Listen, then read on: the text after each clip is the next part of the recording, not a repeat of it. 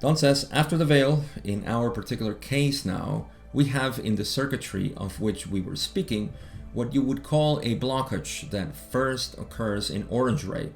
Could you describe what occurs with the first blockage and what its effects are on each of the entities, assuming that one blocks and the other does not, or if both are blocked? Ross says, this material has been covered previously. If both entities are blocked, both will have an increased hunger for the same activity, seeking to unblock the baffled flow of energy. If one entity is blocked and the other vibrates in love, the entity baffled will hunger still, but have a tendency to attempt to continue the procedure of sating the increasing hunger with the one vibrating green ray due to an impression that this entity might prove helpful in this endeavor. The green ray active individual shall polarize slightly in the direction of service to others, but have only the energy with which it began. Very important refresher here actually for this conversation on sexual energy transfer. So let's see what they were saying. All right, so Don wanted to know, what did he want to know? I have my last sips.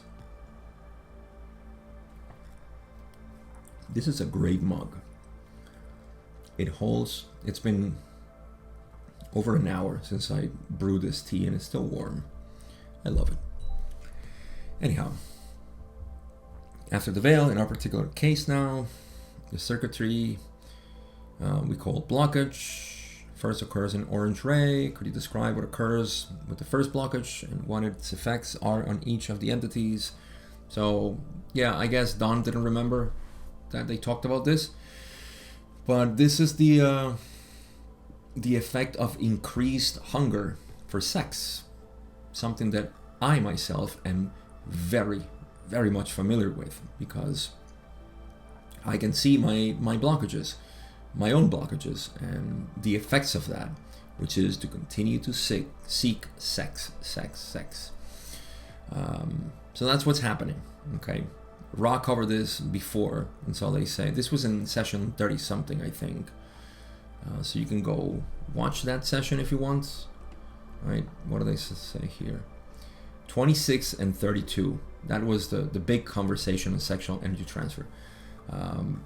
If you're going to rewatch that, go to session 26, question 38. It's the last question, if I remember correctly, which in the books, if you have the 5 books or the original books, you won't find it, but in session 32, I think, because they moved that to leave session 26.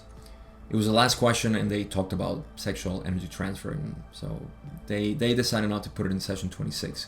So they just put it in session 32 in the books. But if you have the raw contact, then you will find it in session 26. And because I cover the raw contact, you can find it in my session, session 26, second part or third part. I don't know how many parts I did there. Okay, so yeah, go look for that if you want more information on sexual energy transfer. For now, rewatch it, re-listen to it, whatever you want to do, or not. And here Ra is restating, right? If both entities are blocked, so we have 2 people who have blockages and they engage in sex, then there's going to be an increased hunger for the same activity, because sex does provide that. It gives you the taste of what green ray really is, and so you're looking for that. You're seeking to unblock the baffled flow of energy. That's very, very cool the way they say it. Now they say if one entity is blocked and the other one vibrates in love, which means green ray energy, the entity baffled, the entity blocked, will hunger still, but have a tendency to attempt to continue the procedure of sating the increased hunger with the one vibrating green ray.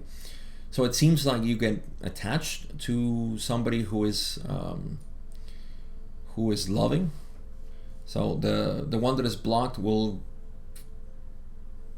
want to be attached to the one who provides that love. That makes sense because the one blocked doesn't know really what it's looking for, but it sees it on the other person, so it feels like it's going to, right? That's what they say.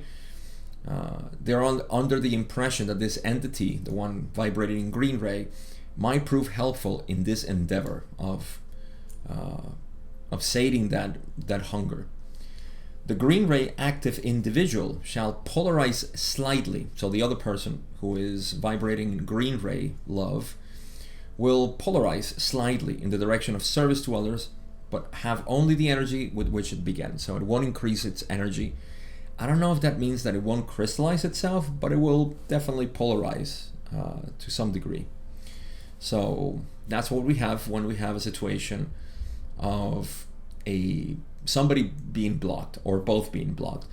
I want to assume that if both are blocked, then they don't necessarily need to seek each other because they don't find that light of love in the other person. And so, yeah, I feel like that's what happens when two people are blocked.